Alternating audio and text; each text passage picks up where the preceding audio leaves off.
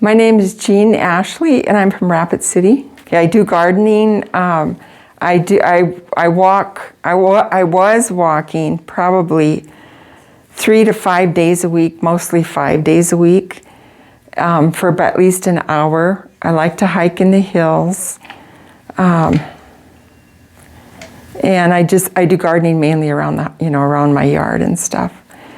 I do water walking. I do all kinds of things to try to keep myself moving and in good shape. I have low bone density, so I have osteopenia. And so I've been doing things to try to build up my bone density.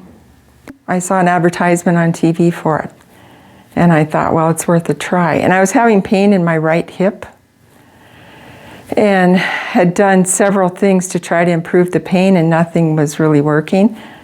After I started here, the pain went away. So I'm thinking it did something for me.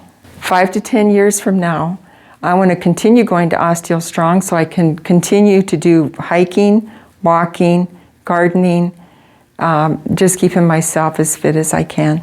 Growing older does not mean growing weaker. Stay strong with OsteoStrong.